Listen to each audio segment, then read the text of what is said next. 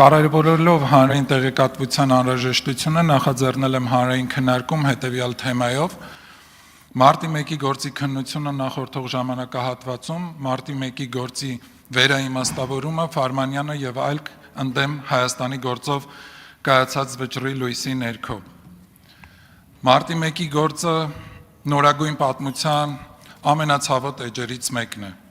որը հանդիսանում է անարդարության, քաղաքական ցինիզմի եւ ճշմարտությունը թաքցնելու ցանկության ամբողջական հանրագումար, անպատժելիության եւ բռնության վրա հիմնված մի ամբողջ ռեժիմի գոյության մանիֆեստ։ 2008 թվականի մարտի 1-ին, երբ մեր երկրում տեղի ունեցավ 10 քաղաքական մարդու սպանություն, օրվա իշխանությունը կանգնեց ընտրության առաջ, կամ ապահովելով օրենքի գերակայություն, կամ ծառայել նեղ քաղաքական շահերի։ Ցավոք, նախկին իշխանությունները ընտրեցին երկրորդը։ Նրանց գործողությունները ոչ թե անհատի դեմ էին ուղղված, այլ մի ամբողջ պետության, Հայաստանի Հանրապետության քաղաքացու, նրա արժանապատվության, նրա ազատության, առհասարակ ժողովրդավարության դեմ էին ուղղված։ Նախորդ իշխանությունների օրոք տեղի ունեցած մարտի 1-ի գործի քննությունը պետք է բնութագրել ընդամենը մեկ բառով՝ իմիտացիա։ Դա քննության իմիտացիա էր, դա արդարադատության իմիտացիա էր։ Արդարադատություն իրականացնող բոլոր մարմինները, որոնց վերադրված էր գործն ըստ էության քննելու եւ արդարացի դատավճիռ կայացնելու պարտականություն, զբաղված էին միայն մեկ բանով՝ ճշմարտությունը թաքցնելով, գործի քննությունը միտումնավոր ձգձգելով եւ քաղաքական պատասխանատվությունից խուսափելով։ Քաղաքական հովանավորությունը գերակայում էր օրենքի գերակայությանը,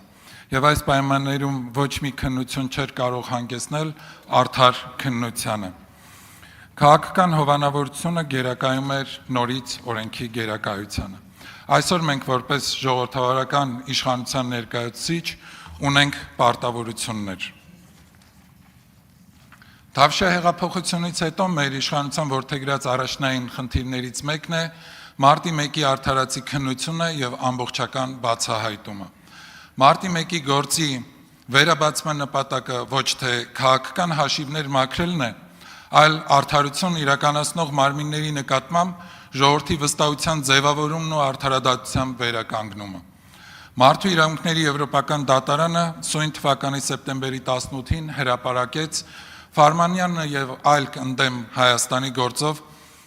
առանցքային նշանակություն ունեցող վճիռ հաստատելով, որ 2008 թվականի մարտի դեպքերի ժամանակ պետությունը ի թիվս այլնի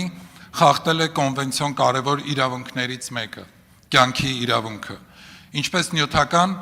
այնպես էլ ընթացակարգային բաղադրիչի մասով եւ փաստացիորեն պետությունն է պատասխանատու մի շարք զոհերի մահվան համար։ Հատկանշական է նաեւ այն, որ Միեդը արձանագրել է սույն գործով պետության կողմից Միեդի հետ չհամագործակցելու Եվրոպական կոնվենցիայի 38-րդ հոդվածի խախտում։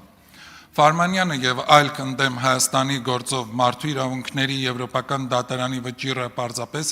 միջազգային իրավական ակտ չէ,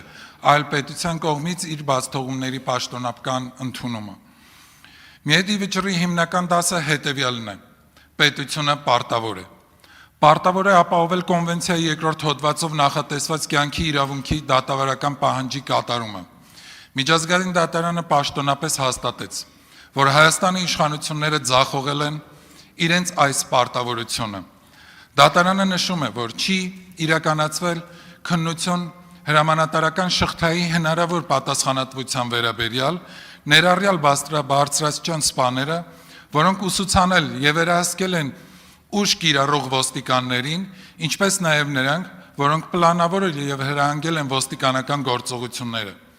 Այնուամենայնիվ, մոտ 10 տարի հետո քրեական գործ է հարուցվել եւ մեղադրանքներ են ներկայացվել մի շարք նախկին բարձրաստիճան պաշտոնյաների, այդ թվում Ռոբերտ Քոչարյանին։ Իշխանությունները չեն կատարել արդյունավետ քննություն դիմորդների հարազատների մահվան հանգամանքները պարզելու վերաբերյալ։ Հասարակության լայն շերտերի համար մարտի 1-ի գործը վաղուց բացահայտված է։ Սակայն Միեդի վերոնշյալ եզրահանգումը պետք է ազդակ լինի դատական իշխանության եւ ընդհանրապես իրավական համակարգի համար Անելու անհրաժեշտ հետևությունները եւ գնահատման ենթարկելով Ֆարմանյանը եւ այլ ընդդեմ Հայաստանի գործով առանցքային նշանակություն ունեցող վճիռը վերջնական եւ միանշանակ իրավական գնահատական տալու մարտի 1-ի իրադարձությունների համար հիմնական պատասխանատվություն կրող անձանց գործողություններին։ Միայն այս վճռի լույսի ներքո է, որ մարտի 1-ի գործը ձեռք բերեց իրավական եւ բարոյական իմաստ։ Կայացած վճիռը իրավականորեն հիմնավորում է այն, ինչ բոլորս գիտենք քաղաքականապես, նախկին ռեժիմը պարտվել է, ձախողվել է։ Հետևաբար թեկուզ տարիներ անց արդարադատությունը անխուսափելի է։ Մարտի 1-ի գործը պետք է դառնա անպատժելիության վերջին մշակույթի վերջին հանգրվանը։ Շնորհակալություն։ Չմոռանաք հավանել տեսանյութը եւ բաժանորդագրվել Civic AM-ի YouTube-յան էջին։